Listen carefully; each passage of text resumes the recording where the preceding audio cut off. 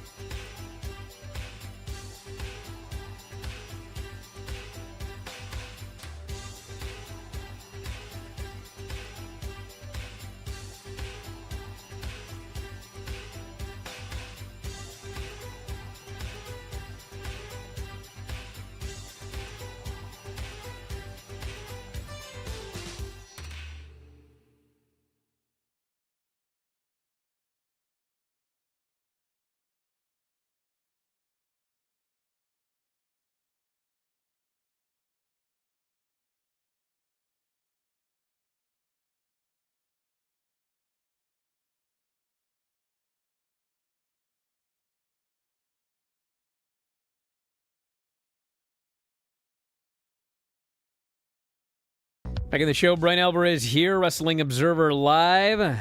Mike Sempervive, also of WrestlingObserver.com. I'm back! Got a lot to talk about here today. Dynamite last night. A lot of big shows coming up, including, let's start with that here today. We got SmackDown tomorrow. We got two actually big matches for the show. LA Knight versus Andrade for the United States title. I think I can predict what might happen there. We also have Nia Jax and Tiffany versus Bayley and Naomi, and whoever pins Jax or Stratton will get a title match at Bad Blood. But if Nia or Stratton win, then whoever loses must leave SmackDown. So, wait a second. You know what that means? Jimmy is coming back to Raw then. Let me think about this. Because if it's only Nia and Stratton, if they win, then somebody moves brands, then it makes sense that Naomi would. If it's the other way around, it would make sense that Stratton would. Well, hold on a second. So everyone was talking about, well, maybe Stratton's going to Raw because her boyfriend is on Raw. And you can keep her and Nia apart and still do something with the briefcase. But this stipulation has nothing with Stratton leaving. The loser leaves if Jax or Stratton win. So at no point in the stipulation could Nia Jax or Stratton have to leave. Well, that's the thing. If that's what the stipulation actually is, because we talked about it being either team, so if they've nailed it down to where it's just if Jax and Stratton win, then I would assume Naomi would be the one to move brands. It would just, to me, that would make sense, but I don't know. Well, I can't figure out why. I mean, I understand her boyfriend's on the other brand, but like, why? Okay, listen here. It was one thing back in the day when they did like 3 or 4 house shows every week. And so if you were on a different brand from your significant other, like you wouldn't see them because you'd be touring with different brands or whatever. But we barely run any house shows now. Yeah, but they made a concerted effort to try to do that because of their history. But they did back when they were running more house shows. Like we don't have many house shows nowadays. You're right about that. Maybe maybe they're looking at it as a deeper storyline thing to get Naomi off of there if Jimmy is going to come back and then be involved. Well, my point was the you don't need to bloodline feud. You know my point was you don't need to move Tiffany. Like you can move whoever you want. You don't need to move anybody. That would be your point. Is yes. you wouldn't have to do that for relationship purposes. No. And it doesn't to me make any sense. You've been building up this Jack Stratton thing since before SummerSlam. And you're just going to draft her off. That doesn't make any sense. I'll bet one of these. I mean, you could just pin Nia and then have a title match. That'd be the easiest thing. True. But they did add that. Why would you add that stipulation? It was just you could have just said if either of you pin either of us, if either of you pin either of us, you get a title shot. But they went out of their way to add if we win, one of you has to leave this brand. So I think someone's leaving. So I guess we'll find out. Great story to start with. Thank you. I'm going over the. What do you want me to talk about? What do you want me to start with? Sure, good. Just keep going. Oh, you want to run the show even when I'm here? Sure. Get out of here. All right. We got Rampage. There's nothing on that show. Literally, there's nothing on the show. You got a 10-man banger for Collision. You got that. Mark Briscoe and Brian Keith, which I heard was good. Wheeler Yuta and The Butcher. Sheeta and Harley Cameron. Roderick Strong and Mortos versus Joe Keys and Marcus Mathers. Joe Keys is back? And a 4-way with Leo Rush, Rocky, Kip Sabian, and Nick Wayne. I'll be damned. Yeah. Then we've got Raw Monday, Braun Breaker, Jey Uso for the Intercontinental title. Return of Drew McIntyre and Sami Zayn and Ludwig Kaiser to set up the Gunther match at the pay-per-view. And then a bunch of other stuff as well. Hey, we have Grand Slam. Actually, first, NXT next week has Kalani and Ren Sinclair for the North American title. Ridge Holland versus Riley Osborne. A Grayson Waller effect with Nathan Frazier and Axiom to set up a tag title match. And an NXT on CW press conference. What is that? We have come a long way from the days where you couldn't even mention somebody else's network if you were moving brands, and they're having a whole press conference for it that I'm sure will end up with somebody through a table or getting something thrown at them from catering. You know, I didn't review NXT yesterday, and I thought that it was generally a good show, so I wasn't that mad. Plus, I'm over it. Like, who cares? It's not my show. But wait. It hold was on. your show. Yeah, not anymore. I mean, I like it. I like it well enough, but like they ran me off. Do you realize that they had multiple segments once again where they didn't bother identifying anybody? Oh boy. But then when frickin' CM Punk comes out, he is identified. Thank you, NXT. I wasn't sure who that guy was, but I do know who Jasmine Nix is. Come on. Like, at this point, it has to be done out of spite. It has to be. I don't know why. I mean, you got nothing better to do than irritate me? But, like, why can't you put people's name on the screen? They do it on Raw. They do it on SmackDown. You identified CM Punk of all people. You think your audience doesn't know who CM Punk is, but they all know Jasmine Nix? Like, the what's the name of her group? The Fatal Influence or whatever. Did they not put a cryon up? No, that's the funny part. All three women are on the screen, and they just put up the words Fatal Influence, but they don't actually identify anybody in Fatal Influence. So it's like, okay, so they're Fatal Influence. Well, who's the brunette? Who's the one in the bodysuit? Like, who are these people? Did they? You don't need to know. It doesn't matter. Did they do that with the Mandy Gigi JC group though?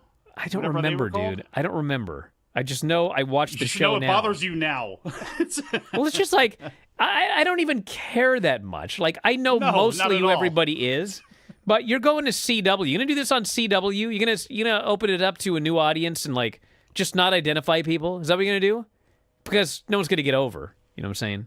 I don't watch CW programming except for when football's on Saturdays, and they've mentioned it coming over with, like quick commercial blasts, but they have not really sold the fact that it's coming. If anybody watches the CW during the week, I'm interested to know how they are promoting NXT coming onto the network, because probably just putting a bunch of people on screen and not identifying them would be my guess. Compared to, Fox and USA and Spike in the past and things like that, there was a lot of hullabaloo in bringing them on, and I'm kind of surprised that there has not been, at least during the sports programming that I've seen. It's like, why don't you just try to do the best show? Is it what, like with graphics or not? Yeah, like, Oh, okay. You're doing a wrestling show, right? And you're the number 3 brand between the other two. Well, you got a whole crew there working specifically on that show. How about y'all get together and go, you know what? Let's do the best show we can. Let's try and do a better show than Raw and SmackDown. Let's do good booking, and we'll do good matches, and we'll put graphics and identify everybody. But no, it's got to be, let's just do one thing. Yeah, we don't need to identify them. Our fans, they know who these people are.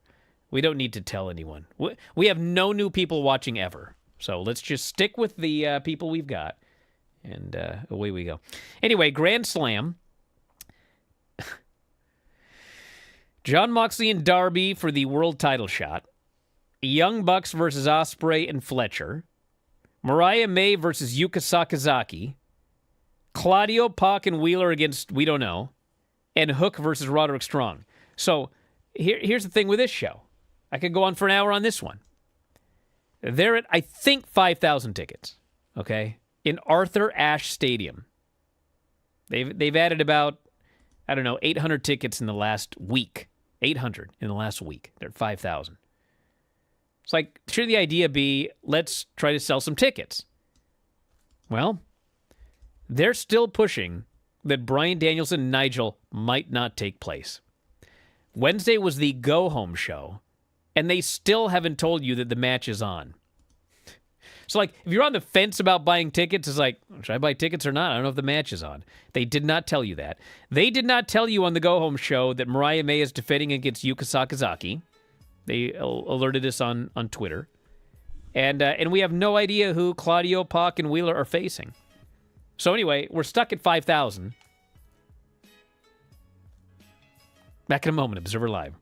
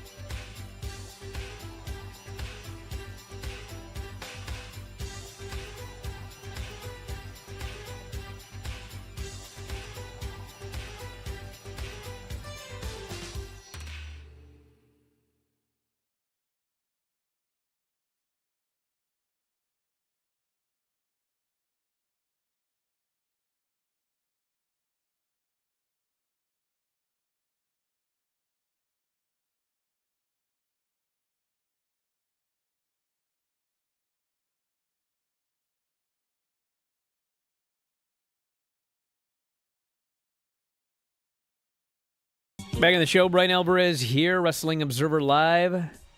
Mike Sempervive, also of WrestlingObserver.com. So, yes, Grand Slam is at 51-21, according to WrestleTix here. Last year, they did 11-263. So we're on our way to doing less than half of 1 year ago. And I know what people are going to say, dude, they're signing a huge TV deal. Everything is fine. Everything is fine, okay? Everything is fine with NXT as well. My point is, how about we try and do better than fine? Which I think we could. If you put graphics on the screen at NXT, the show's better, okay? So you're already doing better. And it costs nothing. You announce, like, what the hell's going on for Grand Slam. Maybe you'll sell some more tickets. This guy here says, well, listen, if you don't know that Bryan and Nigel is actually happening, you're an idiot or something into that name. Well, I mean, it is happening, obviously. But, like, they're telling you on TV it might not. That's what they're advertising. This match might not happen. He might not be cleared. So, like, there are people who are not going to spend money. It's just.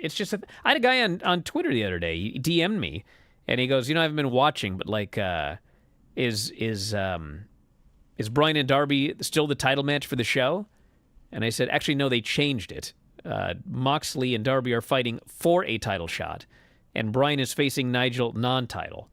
And they were like, what? I'm not going to go. And other people are going to say, well, it's one guy. There's 5,000 people that have bought tickets. So there's a lot of people in that market that aren't going. They went last year, and they're not going this year. Half the people that went last year aren't going this year, okay? So don't tell me that things don't matter or whatever, or that people are stupid or people... Half the people that went last year, more than half right now, are not going. That's it. Do you have any idea on why MJF was given time off? Is there any report of an injury or some sort of family emergency or something like that? This is what they do, dude. This is their cycle. Well, but that's like, what I was gonna ask you. Not on this cycle, I mean, how many people... You're not using MJF on a cycle before you go into Arthur Ashe Stadium, which is where he would be the biggest, and okay, sure. Yes. I mean, right. How many people are just hanging out doing nothing? I mean, we already talked about Britt, or Daniel Garcia, MJF. I mean, I could go on, but they're just... But where the heck is Mercedes been? Martinez or Monet? Both of them. Where have they been? Apparently, Mercedes Monet is online talking about the fact that she should not have let any hopes of doing something, whether teaming or singing with or dancing with Megan Thee Stallion out, because Megan obviously doing the SmackDown theme song, and maybe she makes another appearance down the line for WWE, Survivor Series, WrestleMania, something like that, and she's not happy about that. Oh, MJF, so MJF actually might be doing a movie. But, okay. Still, we don't know. As viewers, he just vanished. Him and Daniel Garcia have vanished. Britt Baker's vanished. Mercedes has vanished. I mean, people just vanish. How much injury time is going to be added to Miro's contract? I don't even know if Miro... I don't know what's going on with Miro. That's one of those things where it's like, I know with Phoenix and Penta, I can kind of see that one. If Miro gets any injury time added onto his contract, I think if I'm Tony Khan, I just say, you know what? Let's call it even. Get out. Now, we did have, we had a lot of build towards the Grand Slam on Dynamite. And, some of it was good. Some of it I couldn't figure out. Like, the continued pushing of Bryan Danielson may not be able to wrestle in the show next week. That one is that goes over my head. This is so dumb. And did they, and I may have missed it, fast forwarded through it, I don't know. Did they play McGinnis's promo from Saturday? I know they played a little thing, but did they have him talk about what his mentality was to try to have that storyline make sense? I think they just had a video package of his career. That's what I thought. So we had, we had Serena and Mariah versus Queen Aminata and Yuka Sakazaki. And the finish was one of those rare disqualifications where Yuka hit a big splash on Serena and Mariah hit her with the belt for the DQ. And these fans are furious at this finish. And this leads to a title match. A DQ and a tag is leading to a title match. Now, one would think, why the heck didn't Yuka just pin Mariah May? Or whatever, set up a title. I think my presumption is the idea was that, well, we're already doing that in the main event. So instead of doing it twice on the same show, let's do a lame DQ instead. So that's what happened there. Because the main event was, the main event was like the best thing on the show by miles. Because he had Young Bucks and Okada versus Takeshita, Fletcher, and Ospreay. And first off, the match was awesome. That's number one. Number two, much of the match was getting you excited to see Okada versus Ospreay, and also Okada versus Takeshita. Then the finish was Kyle Fletcher and Ospreay pinning Matt Jackson to set up the tag team title match coming up next week, and Fletcher got the pin. So, like, everything was great here. The only thing that I would question, and I'm not questioning it that hard, but I don't know if there are plans to go babyface with Takeshita. Like, he was put with Don Callis, and he went heel. And we've just been waiting for whatever the point of that was to come to fruition. Because, like, they hang out together and, whatever. But, he's out there as a total babyface in this match. And he's making a babyface comeback, and the place is going nuts. And I just watched this match, and I thought, this guy either better be turning babyface, or I don't know what we're doing here. Because the people don't want him to be a heel. Just like they don't want Okada to be a heel, but he is. They may be putting some time on that with Takeshita, though. And that's not necessarily a bad thing, because he did stare down Ospreay at the end. So there's that aspect of it, too. And down the line, you can probably wait on that one a little bit, depending on what story you're going to tell with Ospreay and the rest of that Callis faction, too. Is Mark Davis coming back? What is going to be Kyle Fletcher's deal? Where is Roosh right now? I liked Dave's idea last night about putting Mortos with, and again, that doesn't necessarily have to do anything with Ospreay, but he's going to end up mixing it up more with Callis, because the Fletcher part of that story is still going to take precedence. And what we also had last night was Ricochet actually make an official challenge to Ospreay as well. Yes, I know what he's saying about putting Mortos with Callis, because Callis can do the promos for him and everything like that. Talk for, and this is what I'm thinking. Well, I'm not saying you can't rely on Roosh, but Roosh is Roosh. One of the reasons we like him inside the ring is because he kind of acts like that outside the ring. It's the same dude sort of thing. But he also makes it kind of tough to rely on, and with Mortos, you don't really have that. So you can have that heavy. Why is he tough to rely on? What, because, Roosh? Yes. He can be a little obstreperous. I don't even know what that word means. He can be a little bit of a tough guy to deal with, I guess, sometimes. He's not that tough to deal with. He was tough to deal with some places, but he hasn't been tough to deal with here. Well, they just don't do anything with him. Well, again, in that case, even better. Stick Mortos with him to have Roosh there, and again, have that faction. I don't think that's a bad thing. Why would you? Well, I'll tell you my problem with it. Okay, I don't really have a problem with it, but here's the problem with it. Okay, all right. So you put Mortos with Callis. Callis does promos for him. Mm-hmm. Okay. Yes. So if you look at the people in the Don Callis family, for months, they're starting to do something now, but months and months and months, they did nothing with Fletcher. They did nothing with Roosh. I get they what did you're nothing. going. Like I you get can what put. You're saying. Well, let me continue. Go ahead. Put whoever you want. Put whoever you want with Don Callis.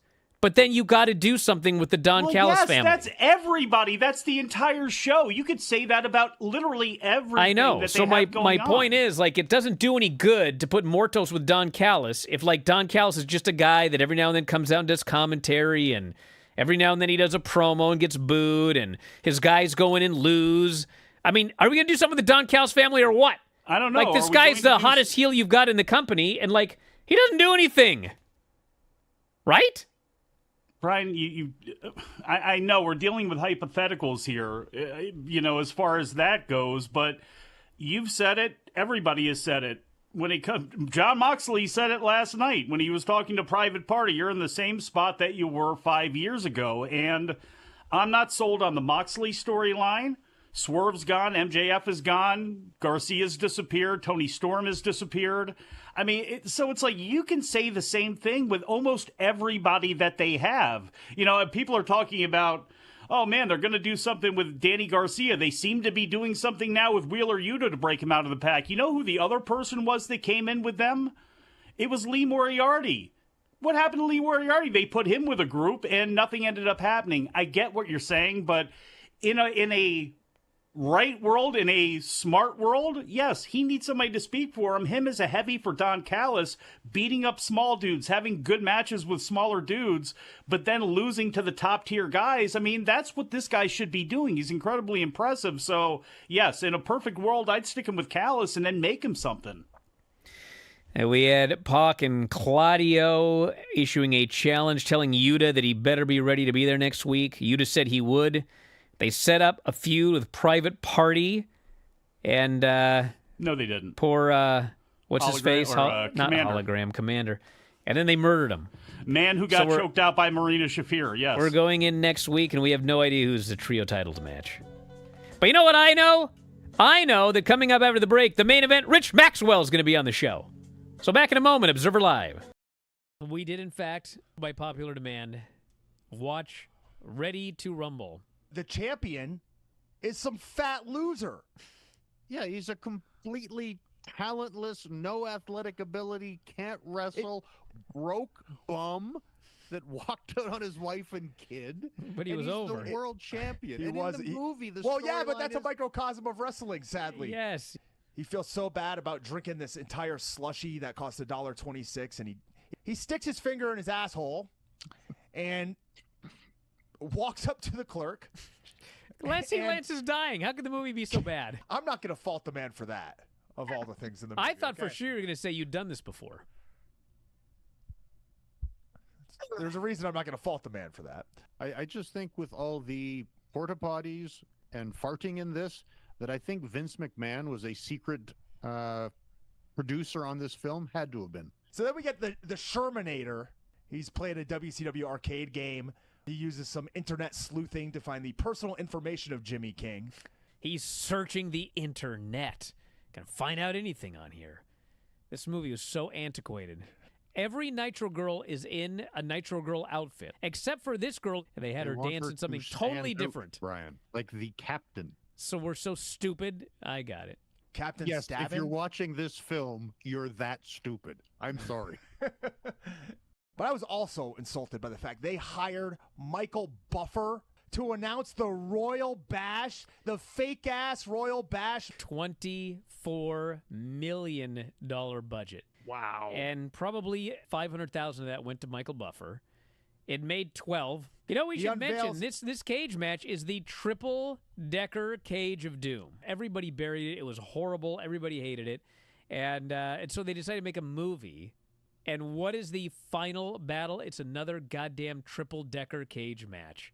This would be like in 2010 if like TNA made a movie and the final match was a reverse battle royal. They throw powder in someone's face, DDP's I think, or somebody's, and the dude just looks and goes, "It doesn't work." It's like, of course, because wrestling's fake and stupid. Should we just end it there? What a soundbite. There has never been a movie I have watched in my entire life which has made me hate myself more. Wow. I'm ashamed that I'm even in the place at 41 years old where I would end up reviewing this movie for money. I would have thought I would have made it out of here by now. You know what I mean? I'm done. Well, everyone, hopefully we can do this again someday. Instead of suffering through the YouTube chat, click like and subscribe.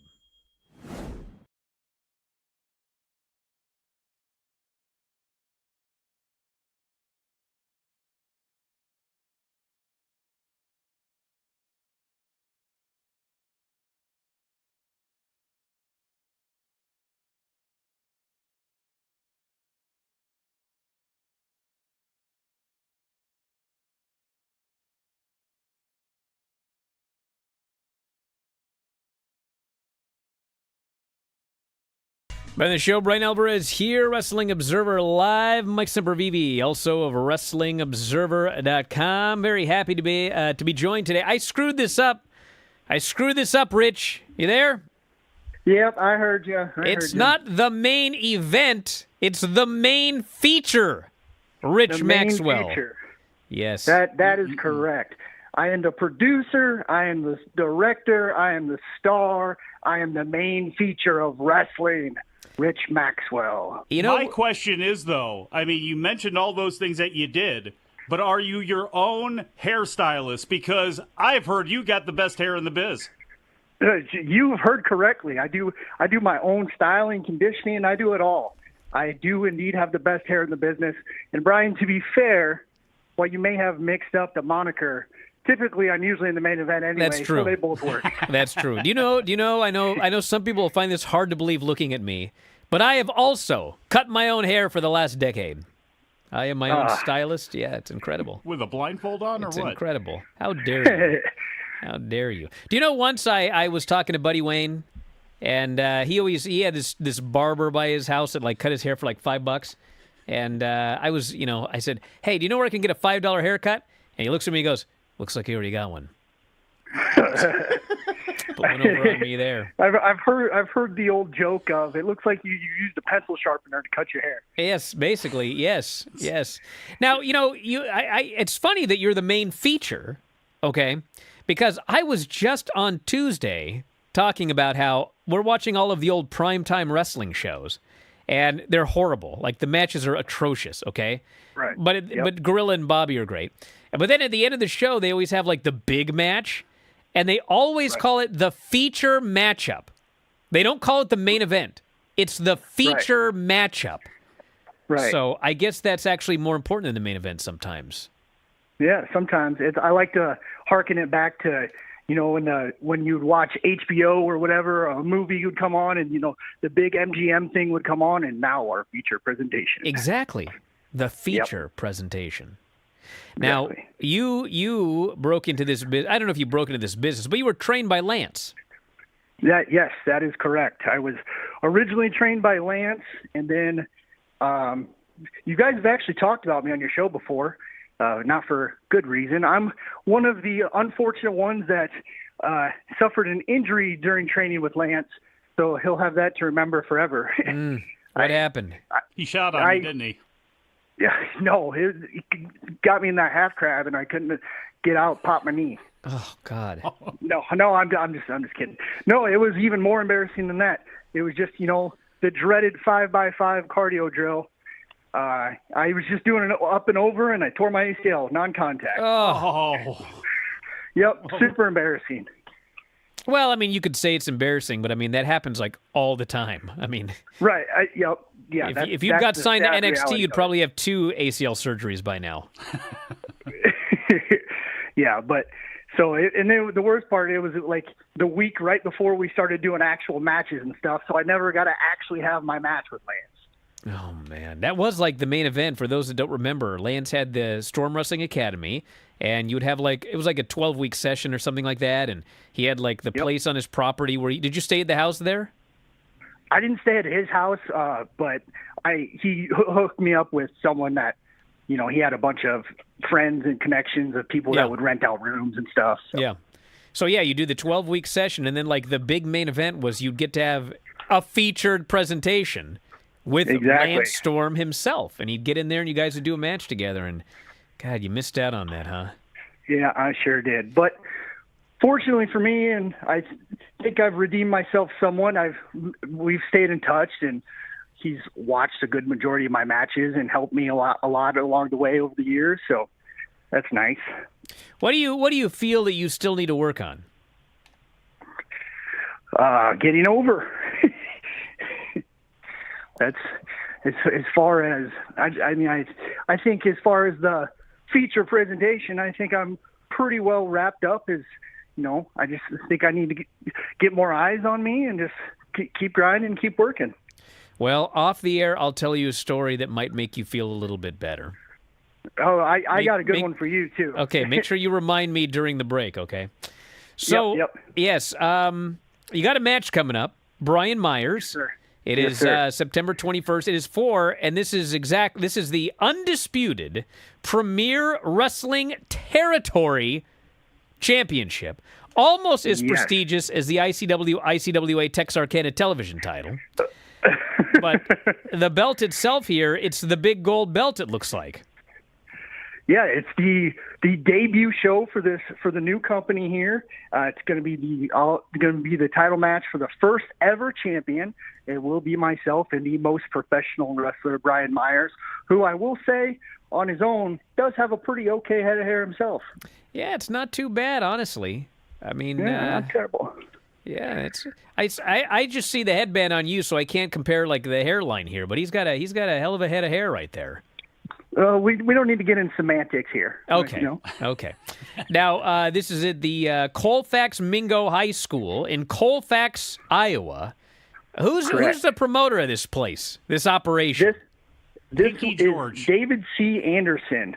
It's a new venture for him. He's been in the wrestling business for a little while. I don't know if you're familiar with Brian Myers and Matt Cardona's podcast, the Major Wrestling Figure podcast. Yes, I am. David is the commissioner, so to speak, and he's big on their podcast and big on their shows. So now that I think about it, and I just said that out loud, we got to hope I was there's gonna no say Colfax screw job. Yeah, this doesn't seem fair at all. What's going on here? That smells like collusion, huh? So he's the commissioner of their podcast, and you're wrestling one of the hosts for this. This is not right. Yeah, but you know what I got going here for me is Brian was trained by Mikey Whipwreck. I was trained by Lance Storm. What did Lance always do to Mikey, huh? Yeah, little brother. That's true. Wrecked him. Exactly. That's wrestling math That's what right I'm there, going to do brother. to Brian Myers. However, only one of them was an ECW World Heavyweight Champion. Well, It was not Lance Storm. I think Whipwreck actually worked out better against Austin as well too than Lance did, but we won't bring that up either. Yeah, but Lance beat The Rock and Brock Lesnar, That's true. That's true. and I beat Lance. So, I mean, we should be talking about that. I should be in Rich's corner here. Which all that wrestling math means is Orange Cassidy is the baddest man on the planet, right? Since he beat you. Well, I don't know about that. I was distracted. That's wrestling logic for sure. Yeah. What else do we got on this show? We got the man formerly known as Hornswoggle, Dylan Swoggle-Postel, will be teaming up with Nick Colucci to take on the MTV True Life star Rory Fox and his partner, God, JT Rapid Energy Delivery? Rapid Delivery, Rory Fox himself. Wow. Yep. How about that? I haven't heard that name in a long time. Is he still working regularly? Oh, he works. He just wrestled 2 weekends ago. He just wrestled Enzo Amore, real one, in front of 800 people, sold out. Wow. Yeah. Now, have you guys exchanged Nick Dinsmore stories? Because, I know one was OVW and one was Heartland down there with less stature, but I'm sure they had to have crossed paths. Have you guys talked about old Eugene at all, the former Eugene in WWE? Oh yeah, definitely. After I got my knee fixed when I left Lance, I ended up training with and working for Nick for a couple years. So I have a lot of Eugene Nick Dinsmore stories. Now, where were you training with him at? He was in Sioux Falls, South Dakota. Okay, so this wasn't like around Ohio Valley or anything. No, but I mean I've been to Ohio Valley as well, so I heard some even more stories from the guys down there about him too. So we got stories for days about old Mr. Wrestling Nick Dinsmore. Now, QT trained with him as well? Yes, sir. After I was in Sioux Falls in South Dakota for a little bit, and then I moved to Atlanta, and I spent some time with QT and everything, and then so I've been all over. Golly. Where were you born and where were you raised at? Iowa. Okay, I was curious to ask you about the scene in Iowa.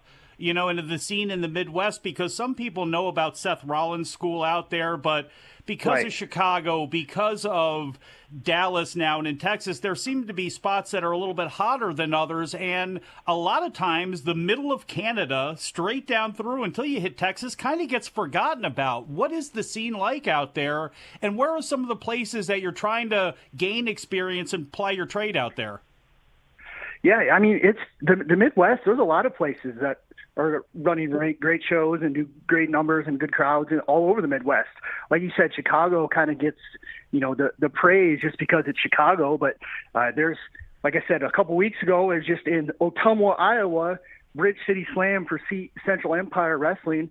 And we had Demolition, the Powers of Pain, Real One, Snitsky, all the guys from all over the Midwest. And we did a little over 800 people at the arena there. Next weekend, I'll be in Bloomington, Minnesota, which is a suburb of Minneapolis. Oh, yeah, we got to talk about this one. Yeah, for Midwest All-Star Wrestling, Sharky Slam 2, that is the legendary trainer of champions himself, Eddie Sharkey. Oh, I thought this was honoring Shark Boy. No. Oh, Babe Sharky. I was kidding. Of course it's Eddie Sharkey. Close, yeah. So, yeah, the Midwest is like Wrestling Revolver. They run Iowa 4 to 5 times a year. They're actually running their show in Clive this coming weekend too. So there's going to be a lot of wrestling going on everywhere. I'm looking at the Sharky Slam 2, which, by the way, indicates there was a Sharky Slam 1. I think we should have covered that when it first happened. But I think so too. On the poster here, the most incredible thing, by miles, is that Saturn is booked. Yes. Okay. Wait, Perry Saturn? Perry Saturn. Perry Saturn himself. This guy vanished for like a decade. Do you remember that? People thought he was dead. Like, he just vanished, and nobody, his friends, nobody had any idea where he was. And then eventually he resurfaced, and now he's on the poster here for this event. Yep. He will be there. Wow. Have you met him yet? I have not met Saturn yet. Okay, wow. That is something else. Yeah, that's this show here in Bloomington. They're always kind of bringing in, obviously Eddie Sharkey's there, and usually Kurt Hennig's widow and kids. They always come to the show. One of his sons always comes to the show in this area, and they a couple months ago they had Scott Norton. They're always kind of bringing in legends of the wrestling game here at this Bloomington event. Yeah, Perry Saturn meet and greet, autographs, photos, or a combo package. You can get it all. So how about that? Bloomington Event Center, September 27th at 7:30 p.m. Do you know who you're working on that show? Yeah, I will be wrestling Garrison Creed for the MAW Warriors Championship. How many title matches you got here? Most of them. Wow. What's the most prestigious? The end of the month, my suitcase is going to be pretty full. What is the most prestigious title you've won? Well, I was the Midwest All-Pro Wrestling Champion 3 times. I was a real title that I won was, back to QT and Cody in when was All In? 2018? It was the week before All In. QT and Cody, they did the American Dream Scholarship Camp. So basically that was just a weekend-long camp where they just invited it to anyone all over the country or the world, really, that wanted to come. And it was 3 days of, drills and matches and everything with Dr. Tom and Kevin Kelly and Les Thatcher. QT, Glacier was there. Ernest the Cat Miller showed up. Holy smokes. Well, hey, hold that thought. We'll talk more about this after the break. Observer Live.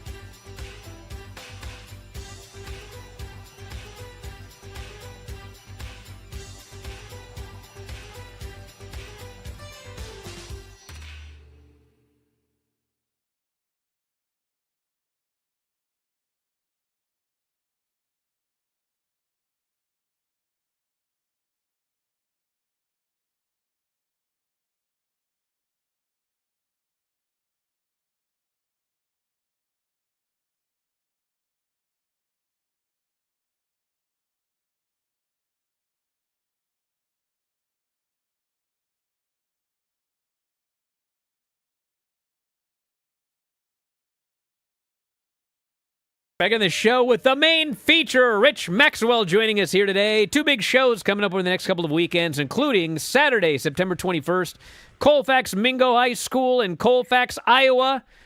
It's in the Midwest. Everyone listening to this could get to this show. It's right in the middle of this country.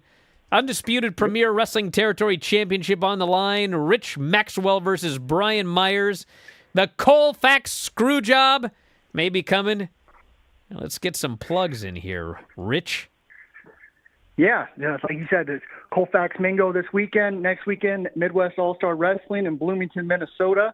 You can find ticket links and everything on all my social medias. That's Twitter, Instagram, Reels, everything. It's the number 2BE_Rich, because everyone wants to be rich. Wow. Clever. I like it. Clever. Yes. And I've been called worse. And then we got Sharky Slam 2 on September 27th. The Bloomington Event Center, doors at 6. $20 for ringside, everybody. $20. General admission $15. Kids 10 and under are $10. And they also have party tables, it says here. Party tables. Party tables. Yeah, you get a party table. It comes with a pitcher of beer and a pizza. Good Lord. Well, Yeah, Rich, I want to beat wish you the best of luck with this match with Brian Myers. I want an update when it's over, and I got your back, brother. That's all you need to know. Hey, I appreciate it. I know we can't be the Chop and Roll Express, but I'm sure we could be, the best hair highlight crew or something like that. That's right. That's right. You got it. But listen, we're out of time. Thanks so much today. Thanks, everybody, for listening. We'll talk to you next time. Wrestling Observer Live.